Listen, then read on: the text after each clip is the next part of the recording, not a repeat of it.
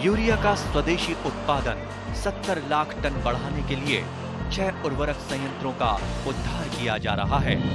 FCIL के गोरखपुर, सिंदरी, तलचर और रामागुंडम संयंत्र, HFCL की बरौनी इकाई और BVFCL की नामरू फोर्थ।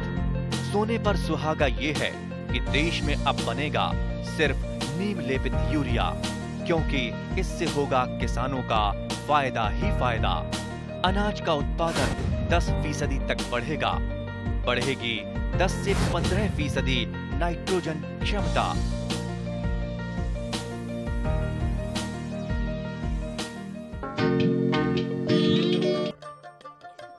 অসম কৃষি বাণিজ্য আৰু গ্ৰাম্য ৰূপান্তৰণ চমুকৈ এপাৰ্ট আঁচনিৰ দ্বাৰা অসমত আলুৰ কৃষি প্ৰণালীৰ ক্ষেত্ৰত যথেষ্ট পৰিৱৰ্তন আনিবলৈ সমৰ্থ হৈছে। তাৰ ভিতৰত হালকোৰ নমৰাকৈ কৰা আলু খেতি অৰ্থাৎ জিৰ' টিলেজ পটেটো কাল্টিভেশ্যন উল্লেখযোগ্য। ইয়াৰোপৰি আলুৰ বিভিন্ন প্ৰদৰ্শনমূলক খেতিৰ পৰা এটা কথা পৰিষ্কাৰ হৈছে যে আলুৰ বীজটো যদি উচ্চ মানদণ্ড বিশিষ্ট হয় তেতিয়া প্ৰয়োজনীয় ব্যৱস্থাপনা ল'লে যথেষ্ট ভাল উৎপাদন পাব পাৰি। কিন্তু আলু ৰোৱাৰ সময়ত প্ৰধান সমস্যা হৈছে উন্নত মানদণ্ডৰ আলুৰ বীজ পোৱাটো। আৰু বহু ক্ষেত্ৰত আমদানি কৰি অনা হয় যদিও ইয়াত বহু খৰচ পৰে আৰু ভাইৰাছমুক্ত বীজ পোৱা নাযায়। এই সমস্যা সমাধানৰ পথ মুকলি কৰিবলৈ প্ৰাৰম্ভিক ব্যৱস্থা এপাৰ্ট আঁচনিত লোৱা দেখা গৈছে। ইয়াৰ বাবে নেট হাউচ অৰ্থাৎ অতি ঘন ফুটাযুক্ত কোমল পলিথিনৰ জালৰ দ্বাৰা বিশেষ ঘৰ বনাই তাত আলু খেতি ৰোপণ কৰা হয়। এই বিশেষ নেটৰ ঘৰটোৰ আকাৰ বিভিন্ন হ'ব পাৰে, যদিও এপাৰ্টৰ যোগেৰে বনোৱা নেটৰ ঘৰবোৰৰ জোখ এনেধৰণৰ: মাটিকালি 1350 বৰ্গমিটাৰ প্ৰায় 1 বিঘা, বাঁহৰ খুঁটাৰ সংখ্যা 135টা, বাঁহৰ খুঁটাৰ উচ্চতা 6 ফুট, খুঁটাৰ মাজৰ দূৰত্ব প্ৰায় 10 ফুট। নেটৰ ঘৰ বনোৱাৰ আগতে মাটিখিনি ভালদৰে চহাই ল'ব লাগে আৰু মাটিখিনিত পোক পৰুৱা বেমাৰ নহ'বলৈ শোধন কৰি ল'ব লাগে। এই ক্ষেত্ৰত আলু ৰোৱাৰ এমাহমান আগতে 15 কিলোগ্ৰাম খৰিহৈ ব্যৱহাৰ কৰিব লাগে। দৰং জিলাৰ বছাচোৱা গাঁৱৰ আশা VCSে এপাৰ্ট আঁচনিৰ অধীনত প্ৰায় 1 বিঘা মাটিত আলুৰ কুফ্ৰী সূৰ্যযাত্ৰীৰ নেট হাউচত খেতি কৰিছে। এই ক্ষেত্ৰত দৰং জিলাৰ এপাৰ্টৰ সমূহ বিষয়া কৰ্মচাৰীয়ে আগভাগ লোৱাৰ লগতে বছাচোৱা গাঁৱৰ প্ৰগতিশীল কৃষক শ্ৰী ক্ষীৰোদ শৰ্মাই এই নেটঘৰটি তৈয়াৰ কৰি উলিয়াইছে। নেট হাউচত আলু কেনেদৰে লগাব লাগে আৰু কেনেধৰণৰ সাৱধানতা ল'ব লাগে সেই বিষয়ে ইণ্টাৰনেশ্যনেল পটেটো চেণ্টাৰ চমুকৈ CIPৰ এপাৰ্ট আঁচনিৰ ৰেচিডেণ্ট কনচালটেণ্ট হিচাপে নিয়োজিত ডক্টৰ যোগিন্দৰ সিং মিনহাছে কি কয় শুনো আহক। असम में हम लोग पोटैटो की प्रोडक्शन बढ़ाने के लिए या इसकी क्वालिटी में बढ़ोतरी करने के लिए हम काम कर रहे हैं। असम की सबसे बड़ी प्रॉब्लम यह है कि असम में जो आलू है वो 1 लाख हेक्टेयर में होता है, लेकिन प्रोडक्शन यहाँ पर 7.5 लाख टन के आसपास है, जो कि 7.5 टन पर हेक्टेयर के आसपास आती है, जबकि भारत की जो प्रोडक्शन है इंडिया की एवरेज वो 23 टन पर हेक्टेयर है। असम में प्रोडक्शन बहुत थोड़ी है। इसके मेन कारण है कि यहाँ पर जो सीड है वो सारा यहाँ प्रोड्यूस नहीं होता है, बिल्कुल भी नहीं होता है, और सारा सीड बाहर से आता है, वेस्ट बंगाल से आता है, पंजाब से आता है या दूसरी स्टेट से आता है। लेकिन जो सीड की क्वालिटी है उसके ऊपर कोई कंट्रोल नहीं है, बिल्कुल ख़राब क्वालिटी का सीड आता है, जिसकी वजह से यहाँ पर प्रोडक्शन बहुत कम होता है। तो असम में आलू का प्रोडक्शन बढ़ाने के लिए यहाँ पर लोकल सीड प्रोडक्शन बहुत इंपॉर्टेंट है। दूसरी बात यह है कि जब हम सीड बाहर से मंगाते हैं, जैसे पंजाब से सीड आता है, तो उसमें 8-9 रुपये ट्रांसपोर्टेशन के ऐड हो जाते हैं और सीड की कॉस्ट बहुत ज़्यादा हो जाती है। जैसे पिछले साल यहाँ पर सीड 70 से 80 रुपये किलो बिका है, और अगर हम सीड यहाँ असम में अपना सीड प्रोड्यूस करेंगे तो उसकी कॉस्ट ऑफ प्रोडक्शन 10 रुपये के आसपास आएगी, और जो हमारी कॉस्ट ऑफ कल्टीवेशन पोटैटो की है वो काफ़ी कम हो जाएगी। अभी कॉस्ट ऑफ कल्टीवेशन हमारी 1.5 लाख के आसपास है पर हेक्टेयर। अगर हम अपना सीड यूज़ करेंगे तो वो कम होकर 1 लाख के आसपास पहुंच जाएगी। सीड प्रोडक्शन करने के लिए यहाँ पर जो स्टार्टिंग मटेरियल है वो बिल्कुल प्योर होना चाहिए। तो इसलिए हमने यहाँ पर ब्रीडर सीड लेके आए हैं, जो कि हमने सेंट्रल पोटैटो रिसर्च इंस्टीट्यूट से प्रोक्योर किया है। तो नेट हाउस में हम ये ब्रीडर सीड लगाएंगे, और नेट हाउस का मेन जो लगाने का मेन पर्पज़ ये है कि जो छोटे छोटे कीड़े हैं, एफिड्स होते हैं, एफिड्स बोलते हैं, वो वायरस के वेक्टर्स हैं, वो वायरस को फैलाते हैं। अगर एक प्लांट में वायरस है तो उसका रस चूसेगा एफिड, दूसरे प्लांट पे जाएगा और वायरस को दूसरे प्लांट में फैला देगा। क्योंकि आलू जो इसकी जो मल्टीप्लिकेशन है वेजिटेटिव है, तो इसलिए जो वायरस इकट्ठी होती हैं एक जनरेशन में वो दूसरी जनरेशन में चली जाती हैं, और इस तरह से 2-4 साल में वायरसेस काफ़ी इंक्रीज हो जाती हैं और पोटैटो की यील्ड काफ़ी कम हो जाती है। तो जब हम नेट में आलू लगाएंगे तो क्योंकि इसमें बिल्कुल प्रोटेक्शन है, एक फिजिकल बैरियर क्रिएट कर दिया हमने आलू की फसल के बीच में और कीड़ों के बीच में, तो कीड़े अंदर बिल्कुल नहीं आएंगे। अंदर भी हम स्प्रे वगैरह जारी रखेंगे ताकि अगर कोई गलती से कीड़ा अंदर आ गया तो यहाँ मल्टीप्लाई ना कर सके। तो जो क्रॉप यहाँ प्रोड्यूस करेंगे वो बिल्कुल वायरस फ्री होगी, क्योंकि हमने जो स्टार्टिंग मटेरियल है वो ब्रीडर सीड लिया है, या हम मिनी ट्यूबर लेते हैं जो एरोपोनिक से प्रोड्यूस होते हैं। इस नेट हाउस में हम कुफरी सूर्या का ब्रीडर सीड दे रहे हैं, तो ये प्योर सीड है, तो इसकी प्योरिटी मेंटेन रहेगी। तो जो हमारा मेन आइडिया ये है कि एक जो मल्टीप्लिकेशन है वो नेट में लेंगे, और उसके बाद 2 मल्टीप्लिकेशन हम फील्ड में लेंगे, और जो नेट हाउस की प्रोड्यूस अगले साल आएगी हमारी, उसको हम रिसाइकिल करेंगे नेट में, उसको हम फिर नेट में लगाएंगे। उसका जैसे 1 बीघे का नेट है, इसमें 6 या 7 बीघे का सीड बनेगा, तो 1 बीघे का सीड हम दोबारा नेट में लगाएंगे और 6 बीघे का सीड हम बाहर खेत में लगाएंगे। तो 2 मल्टीप्लिकेशन हम फील्ड में करेंगे। तो इस तरह से जो 1 बीघे का नेट है, 2 मल्टीप्लिकेशन के बाद 200 बीघे का सीड तैयार हो जाएगा, जो कि असम के फार्मर्स को, ये जो हमारे फार्मर यहाँ बनाएंगे, वो बेच सकते हैं। तो इस तरह से जो इसका मेन जो नेट हाउस का फ़ायदा ये है कि जो अच्छी क्वालिटी का सीड है, अच्छी क्वालिटी का मटेरियल है, हर साल आपके नेट में आपको उपलब्ध है, और वहाँ से आपकी जो चेन है सीड प्रोडक्शन की वो चलती रहती है साल दर साल।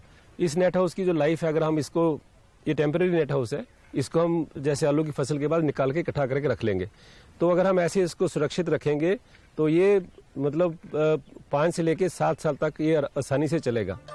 নেট হাউচত আলুৰ বীজ উৎপাদনত গুৰুত্বৰ বিষয়ে এপাৰ্ট আঁচনিত নিয়োজিত জ্যেষ্ঠ গৱেষণা সহযোগী senior research associate international potato centre doctor Nirmalkanta শৰ্মাই এনেদৰে কয়।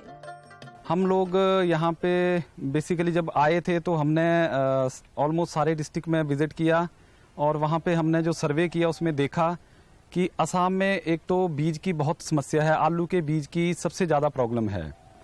तो उसको कैसे दूर किया जाए, उसकी क्या तरीके हो सकते हैं कि हम लोग असम में अच्छा बीज तैयार कर सकें।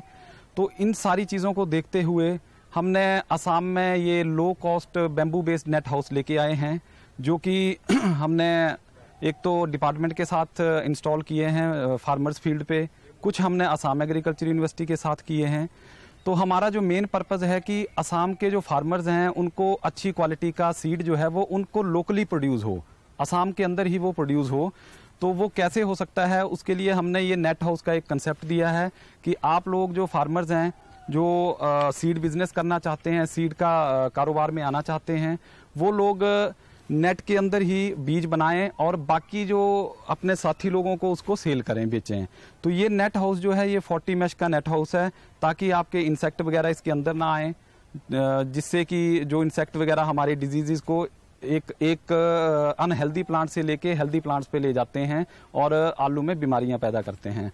और दूसरा ये जो नेट है ये यूवी रेजिस्टेंट नेट है, इसकी लाइफ जो है वो आप अगर अच्छे से रखते हैं, बिल्कुल ढंग से रखते हैं, तो एक फार्मर जो है वो 6 से 7 साल इसको आराम से चला सकता है नेट हाउस को। और इसमें जो है हमने नेट हाउस में एक ब्रीडर सीड का कंसेप्ट दिया कि आप ब्रीडर सीड से स्टार्ट करिए या फिर mini tubers aeroponically produce mini tuber से स्टार्ट करिए। तो यहाँ पे जो है आज हम दारंग में हैं, दारंग में, जो कि असम का एक डिस्ट्रिक्ट है, वहाँ पे हमने दिया है Kufri Surya breeder seed from central potato research institute. तो यहाँ पे ये फार्मर लोग इसको मल्टीप्लाई करेंगे इस साल, और फिर जो प्रोड्यूस आएगा उसको 2 मल्टीप्लिकेशन 2 साल और करके ये फिर टेबल पर्पस में जाएगा खाने के लिए, यानी और लोगों को इसका बीज मिलेगा।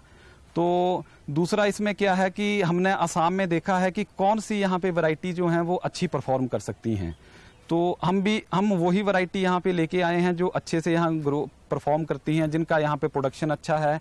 जैसे कि हम बोलते हैं कुफरी सूर्या यहाँ के लिए अच्छा वैरायटी है, एक कुफरी हिमालयनी अच्छा वैरायटी है। और फिर असम में हमने धीरे धीरे जैसे जैसे आगे बढ़ते गए तो हमने देखा कि यहाँ प्रोसेसिंग का भी काफ़ी एक हब है एक असम में, यानी अब धीरे धीरे कंपनी जो है प्रोसेसिंग की, जैसे आपकी पेप्सिको है, किसले है, हल्दीराम है, वो असम में उनके प्लांट हैं, पर वो उनको प्रोसेसिंग का पोटैटो जो है, प्रोसेसिंग का आलू वो यहाँ नहीं मिलता है। वो सारे का सारा आलू या तो वेस्ट बंगाल से लाते हैं या पंजाब से लेके आते हैं। तो हमने लास्ट 2 साल से यहाँ पे प्रोसेसिंग वैरायटीज़ भी इंट्रोड्यूस की हैं, जैसे कि लेडी रोजेटा प्रोसेसिंग वैरायटी लगाते हैं लोग। तो वो विश्वनाथ डिस्ट्रिक्ट में काफ़ी लोग जो हैं वो प्रोसेसिंग का काम कर रहे हैं प्रोसेसिंग वैरायटीज़ पे, और उनको अच्छा फ़ायदा मिल रहा है उसका। जब कंपनी बाई बैक कर रही हैं तो उनको अच्छा उसका बेनिफिट मिल रहा है प्रोसेसिंग वैरायटीज़ का। নেট হাউচত আলুৰ বীজ উৎপাদন কৰি ইতিমধ্যে বিশেষ সফলতা লাভ কৰা দেশসমূহৰ ভিতৰত বাংলাদেশ উল্লেখযোগ্য। প্ৰায় 6 বছৰ আগতে এপাৰ্ট আঁচনিৰ যোগেদি বাংলাদেশলৈ গৈ নেট হাউচত আলু উৎপাদন কৰা দেখি সন্তোষ লাভ কৰা সহকাৰী কৃষি সঞ্চালক তেজপুৰৰ উদ্ধৱ চন্দ্ৰ ডেকাই কি কয় শুনোৱা হওক। আমি অসমৰ কৃষকৰ বাবে ভাল খবৰ যে আমাৰ ইয়াতে আলু প্ৰডাকশ্যনৰ যিটো উৎপাদনৰ ব্যৱস্থাটো কৰিছে, আৰু আমাৰ বহুদিনৰ ফালৰ পৰা আমি এপাৰ্টৰ জৰিয়তে আমি এটা কৈ আছিলোঁ আমাৰ আলু উৎপাদনৰ ক্ষেত্ৰত আমি নেট হাউচিঙৰ ব্যৱস্থাটো কৰিব লাগে। আৰু এই ক্ষেত্ৰত আমি 2 বছৰ আগতে যেতিয়া বাংলাদেশত গৈছিলোঁ, তেওঁলোকে অসমৰ অৱস্থা আৰু আমাৰ নৰ্থ ইষ্টৰ অৱস্থাৰ পৰাই প্ৰায় একেই ধৰণৰ মিলে, কিন্তু তেওঁলোকে প্ৰায় লাখ টন, বহুত কেইবা লাখ টন তেওঁলোকে আলুৰ বীজ উৎপাদন কৰে, আৰু আলুৰ বীজ উৎপাদন কৰে এই নেট হাউচিঙৰ জৰিয়তে। এতিয়া ধৰি লওক মই সুখী, 2 বছৰ 3 বছৰ আগতে যেতিয়া আমি বাংলাদেশত গৈছিলোঁ, আমাৰ এপাৰ্টৰ পৰা পঠিয়াইছিলে, তাতে আপোনালোকে হাজাৰ হাজাৰ বিঘা তেওঁলোকে খেতিয়কসকলে বাংলাদেশত তেওঁলোক বাৰী বুলিয়ে মানে বাংলাদেশ এগ্ৰিকালচাৰ ৰিচাৰ্চ ইনষ্টিটিউট, তেওঁলোকে বিভিন্ন ধৰণৰ আলু উৎপাদন কৰিছে। আৰু আলু উৎপাদনৰ ক্ষেত্ৰত যথেষ্ট তেওঁলোকে 25 টনৰ পৰা 50 টনলৈকে উৎপাদন হোৱা তেওঁলোকে বীজ তেওঁলোকৰ তাত উৎপাদন হৈছে। আৰু আমাৰ কুফৰি চিন্দুৰী তেওঁলোকেও কৰে। আৰু এটা খুব ভাল কথা হৈছে কি, আমাৰ অসমতো এতিয়া আমাৰ যিটো CIPৰ জৰিয়তে বা এপাৰ্টৰ জৰিয়তে আমাৰ যিটো চিড প্ৰডাকশ্যনৰ আমাৰ আৰম্ভ কৰিছে, আৰু যিহেতু আমি ভাইৰাছ ফ্ৰী চিড পাবই লাগিব, ভাইৰাছ ফ্ৰী যেতিয়া ভাইৰাছ পাতবিলাক কেঁকৰা মেকৰা হৈ যায়, সেই তাৰ পৰা আলু মুঠেই 2টা এটা লাগে। গতিকে তাৰ পৰা যিটো বীজ হ'ব, আমাৰ এই বীজৰ বেপাৰখন বহুত ডাঙৰ বেপাৰ। আৰু ইমান দিনে অসমে পাঞ্জাৱ, হাৰিয়ানা বা আপোনাৰ ৱেষ্ট বেংগলৰ ওপৰত নিৰ্ভৰ কৰি আছিলে। গতিকে আমি এইবাৰ যে ইয়াতে আৰম্ভ কৰিছে এই মানে আপোনাৰ যিটো মোৱা পোক বা এফিডৰ জৰিয়তে আমাৰ ভাইৰাছটো ট্ৰেন্সমিট হয়, গতিকে এই নেট হাউচৰ জৰিয়তে আমি নতুন প্ৰযুক্তি আমি কৃষকসকলে পাব, আৰু এই যিটো প্ৰশিক্ষণ তেওঁলোকে লাভ কৰিব, আৰু ইয়াৰ জৰিয়তে আমাৰ কৃষকৰ যিটো আলুৰ বীজ উৎপাদনৰ ক্ষেত্ৰত আমি যথেষ্ট লাভৱান হ'ম। কিয় আমি এপাৰ্টৰ জৰিয়তে যিবিলাক আলু আমি পাঞ্জাৱ, হাৰিয়ানাৰ পৰা আনিছোঁ, যিখিনি কৰা হৈছে তাতেও আমাৰ উৎপাদন যথেষ্ট বেছি পোৱা হৈছে। গতিকে আমি যেতিয়া ইয়াতে আমাৰ কৃষকসকলে আলুৰ বীজ উৎপাদন কৰিব, আমাৰ কৃষকসকল লাভৱান হ'ব, আৰু আলু খেতিৰ ক্ষেত্ৰত আমি এটা বেলেগ যুগান্তকাৰী পৰিৱৰ্তন আহিব। দৰং জিলাৰ বছাচোৱা গাঁৱত নেট হাউচত কৰা আলু খেতিৰ আৰম্ভণিতে প্ৰগতিশীল কৃষক ক্ষীৰোদ শৰ্মাই এনেদৰে কয়। আমি VCSৰ আণ্ডাৰত আমি কিছুমান কাম কৰা হৈছে। আমাৰ গ্ৰুপত কিছুমান আমি মানে জাম, জেলি, আচাৰ তেনেকুৱা কৰা হৈছে। লগতে আমি আলু খেতি কৰিছোঁ এইবাৰ, যিটো 0 টিলেজ আলু খেতি আমি আজি 2-3 বছৰৰ পৰা কৰি আছোঁ। আৰু এইবাৰ এই আচাৰ VCS নামৰ এই নেট হাউচটো আহিছে, আৰু এই নেট হাউচটোৰ ভিতৰত ফুল্লি প্ৰটেক্টেড হিচাপে আমি চিড প্ৰডাকশ্যনৰ কাৰণে যিটো আলু ইয়াত কৰা যাব, আৰু সেইমতে আমাক আলুটো দিয়া হৈছে। ইয়াতে যোৱাকালি এই ঘৰটো কমপ্লিট হৈ গৈছে। ইয়াৰ পিছত আমি ইয়াত পাৱাৰ টিলাৰ মাৰি আলু আমি অহা বুধবাৰে আলু ৰোৱাৰ কাৰণে এটা মানে আনুষ্ঠানিকভাৱে ৰাখিছোঁ। আৰু লগতে এই আঁচনিটো সম্পূৰ্ণ এপাৰ্ট আত্মাৰ জৰিয়তে আহিছে। আমাৰ যিটো ডিষ্ট্ৰিক্টৰ এপাৰ্টৰ জৰিয়তে ইয়াত আত্মাৰ সম্পূৰ্ণ সহযোগ আত্মাৰ কৰ্মকৰ্তা বা ইয়াৰ প্ৰশিক্ষণ লোৱা হৈছিল। ইয়াৰ আগতেও মই এই নেট হাউচত ঘৰৰ পৰা মই জিঞ্জিয়ালৈ গৈছিলোঁ। জিঞ্জিয়াত তাত আলু খেতি কেনেকৈ কৰে নেট হাউচৰ ভিতৰত চাই আহিছিলোঁ আৰু বাহিৰতো কেনেকৈ কৰিছে চাই আহিছিলোঁ যোৱাবাৰ। আৰু এইবাৰ এই আত্মা এপাৰ্টৰ জৰিয়তে আমি এই নেট হাউচটো পাইছোঁ আৰু এইবাৰ প্ৰথমবাৰৰ বাবে আমি এই দৰং জিলাৰ ভিতৰত এই প্ৰথম আৰম্ভ কৰিম এই নেটৰ তলত আলু খেতিটো। বৰ্তমান শ্ৰী ক্ষীৰোদ শৰ্মাই জনোৱা অনুসাৰে নেট হাউচত আলু খেতিত ব্যৱহাৰ কৰা বীজ আৰু সাৰৰ পৰিমাণ এনেধৰণৰ: প্ৰায় 1 বিঘা মাটিৰ বাবে আলুৰ বীজ 3 কুইণ্টল, জাত কুফ্ৰী সূৰ্য, কেঁচুসাৰ 3 quintal, MOP 17 kilogram, urea 32 kilogram, SSP 83 kilogram, zinc 1 kilogram, borax 1 kilogram. Net হাউচৰ বাবে বাঁহৰ খুঁটাৰ ওপৰত নেট লগোৱাৰ সময়ত সাৱধান হ'ব লাগে যাতে নেট বাঁহত লাগি ফালি নাযায়। তাৰোপৰি নেটখন মাটিত অলপ পুতি দিব লাগে আৰু অহা যোৱা কৰোঁতে নেটৰ দৰ্জাখন বন্ধ কৰি থ'ব লাগে যাতে পোক পৰুৱা সোমাব নোৱাৰে। দৰং জিলাৰ দৰে শোণিতপুৰ জিলাৰ নপামস্থিত কৃষি বিজ্ঞান কেন্দ্ৰতো যোৱা 2 বছৰ ধৰি নেট হাউচত আলুৰ বীজ উৎপাদন কাৰ্যসূচী লৈছে। কৃষি বিজ্ঞান কেন্দ্ৰ শোণিতপুৰৰ নেট হাউচত কৰা আলু বীজ উৎপাদন স্থলীলৈ আমি পৰিদৰ্শনৰ বাবে গৈছিলোঁ। Seed production potato inside net হাউচত উৎপাদিত আলুৰ জাতটি হ'ল কুফ্ৰী লিমা। তাতেই আমি লগ পাইছিলোঁ কৃষি বিজ্ঞান কেন্দ্ৰ শোণিতপুৰৰ শস্য বিজ্ঞানী ডক্টৰ ৰজি চুতীয়াক। গতিকে আহক ডক্টৰ ৰজি চুতীয়াই নেট হাউচত আলুৰ বীজ উৎপাদনত গুৰুত্ব আৰু ইয়াৰ খেতিৰ পৰিৱেশন সম্পৰ্কে কি কয় শুনো। এইটো দেখিছে আমি এতিয়া নেট হাউচৰ ভিতৰলৈ আহিলোঁ।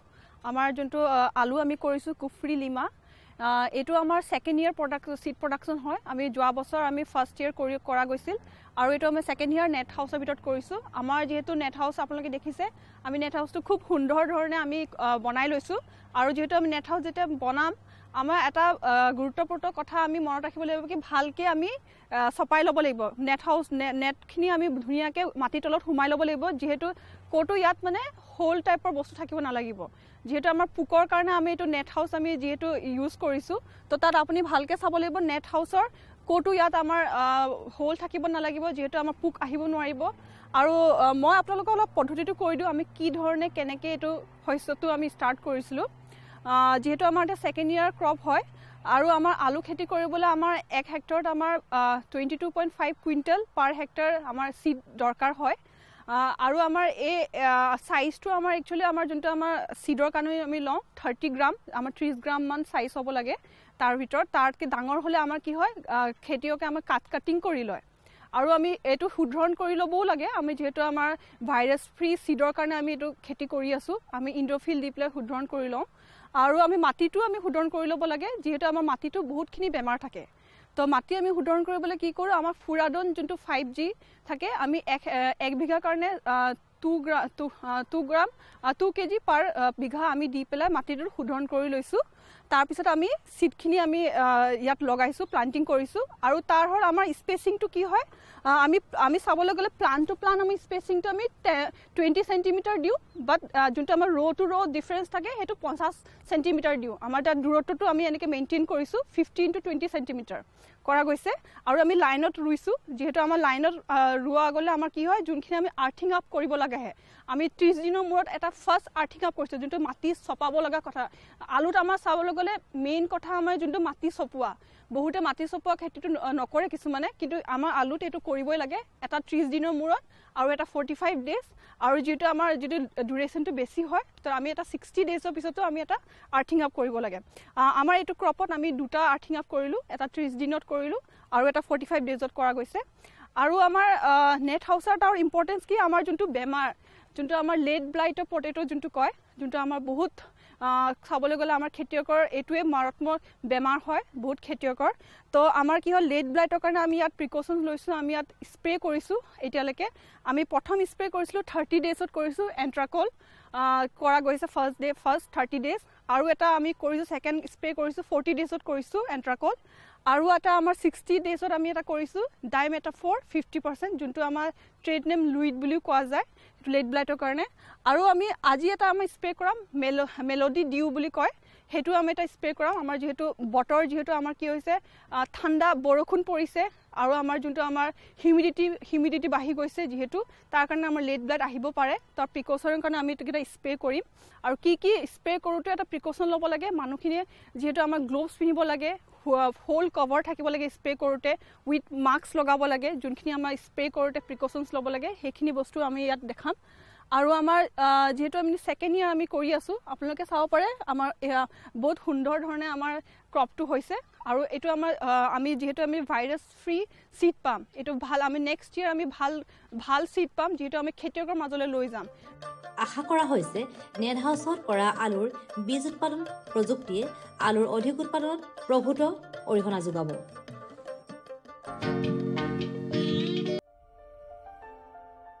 ভাৰত চৰকাৰৰ প্ৰতিটো প্ৰয়াস কৃষকৰ প্ৰগতিত দি আছে এটা নতুন বিশ্বাস দেশৰ কৃষকসকলৰ প্ৰতি সমৰ্পিত ভাৰত চৰকাৰে বিশেষকৈ উত্তৰ পূৰ্বাঞ্চল আৰু আন্দামান নিকোবৰ দ্বীপপুঞ্জৰ কৃষি অঞ্চলৰ বিকাশৰ বাবে নতুন প্ৰগতিশীল পদক্ষেপ লৈছে যাৰ দ্বাৰা কৃষকসকলে দ্ৰুত গতিত উন্নতি কৰি আছে কৃষি অঞ্চলৰ বিকাশৰ গতি অব্যাহত ৰাখি মাননীয় প্ৰধানমন্ত্ৰী শ্ৰী নৰেন্দ্ৰ মোদী ডাঙৰীয়াৰ নেতৃত্বত ভাৰত চৰকাৰে এক দূৰদৰ্শী নিৰ্ণয় লৈ দেশত ৰাষ্ট্ৰীয় খাদ্য তেল মিছন অইল পামৰ আৰম্ভণি কৰিছে যাৰ দ্বাৰা উত্তৰ পূৰ্বাঞ্চলৰ ৰাজ্যসমূহ আৰু আন্দামান নিকোবৰ দ্বীপপুঞ্জৰ কৃষকসকলৰ বিশেষ লাভ হ'ব পুঁজিৰ বিনিয়োগত বৃদ্ধি পাব খোৱা তেলৰ আমদানিৰ ওপৰত নিৰ্ভৰ কৰাটো কম হ'ব আৰু ৰোজগাৰৰ সুবিধা সৃষ্টি হ'ব খোৱা তেলত আত্মনিৰ্ভৰশীলতাৰ বাবে এতিয়া ৰাষ্ট্ৰীয় খাদ্য তেল মিছন অইল পামৰ সংকল্প লোৱা হৈছে নৰ্থ ইষ্ট আৰু আন্দামান নিকোবৰ দ্বীপপুঞ্জ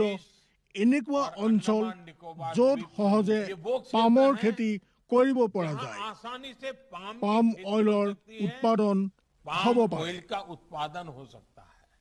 এই মিছনৰ অধীনত অইল পামৰ অঞ্চল আৰু উৎপাদন বঢ়োৱাত জোৰ দিয়াৰ বাবে চৰকাৰে 11,000 কোটি টকাৰো অধিক সাহায্য ৰাখি নিৰ্ধাৰিত কৰিছে মিছনৰ অধীনত চৰকাৰে অইল পামৰ খেতিৰ বাবে ৰোপণ আদিৰ সহায়ত বৃদ্ধি ঘটাই পূৰ্বতে পাবলগীয়া প্ৰতি হেক্টৰত 12,000 টকাৰ পৰা বঢ়াই প্ৰতি হেক্টৰত 29,000 টকা কৰি দিছে পুলি ৰোপণ সামগ্ৰীৰ অভাৱ দূৰ কৰাৰ বাবে বীজৰ উৎপাদন কৰাৰ বাবে বাগিচাকো সাহায্য প্ৰদান কৰা হ'ব যাৰ অধীনত প্ৰতি হেক্টৰ ক্ষেত্ৰফলৰ অইল পামৰ উদ্যানৰ বাবে 1 কোটি আৰু নাৰ্চাৰী বিকাশৰ বাবে 50 লাখ টকাৰ ব্যৱস্থা আছে 30 বছৰীয়া পুৰণা বাগিচাৰ পুনৰুদ্ধাৰৰ বাবে প্ৰতি পুলিত 250 টকাৰ এককালীন অনুদান দিয়া হ'ব উত্তৰ পূৰ্বাঞ্চল আৰু আন্দামানৰ বিশেষ সাহায্যৰ অধীনত তাৰ অঞ্চলৰ গাঁথনি জলবায়ু আৰু অন্য পৰিস্থিতি অনুসৰি বিভিন্ন দিশত যেনে হাফ মুন টেৰেছত প্ৰতি হেক্টৰত 4,000 টকা জেওৰা বায়োফেন্সিং তথা লেণ্ড ক্লিয়াৰেন্সৰ বাবে প্ৰতি হেক্টৰত 7,000 টকা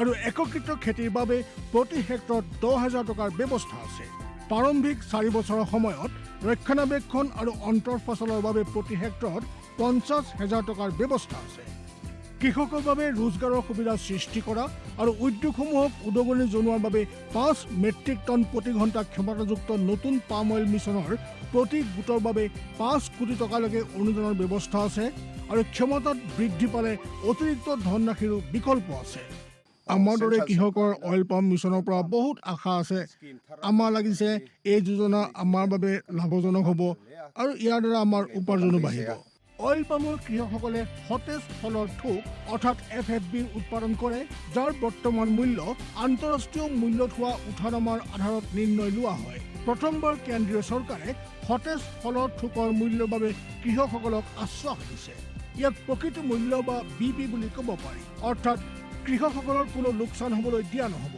এই ব্যৱস্থাৰ দ্বাৰা কৃষকসকলৰ বজাৰৰ মূল্য উঠানামাৰ পৰা সংৰক্ষণ প্ৰাপ্ত হ'ব প্ৰকৃত মূল্য BP নিৰ্ধাৰণ কৰাৰ আৰম্ভণি 1 নৱেম্বৰৰ পৰা হ'ব আৰু অহা বৰ্ষৰ 31 অক্টোবৰলৈকে অব্যাহত থাকিব ইয়াক অইল পাম বৰ্ষ বুলি কোৱা হ'ব ইয়াৰ দ্বাৰা উত্তৰ পূৰ্বাঞ্চলৰ ৰাজ্যসমূহ আৰু আন্দামান নিকোবৰ দ্বীপপুঞ্জত খেতি বৰ ভাল হ'ব আৰু কৃষকসকলে আনন্দৰ হাঁহি মৰাৰ এটা নতুন কাৰণ পাব किसान भाइयों गांठ बांध लो, गांठ बांध लो। बात बहुत है काम की, समृद्धि के पैगाम की। मिट्टी के मिजाज को समझो, मिट्टी के हर राज को समझो, मिट्टी की तुम जांच कराओ, मुफ्त सॉइल हेल्थ कार्ड ले जाओ।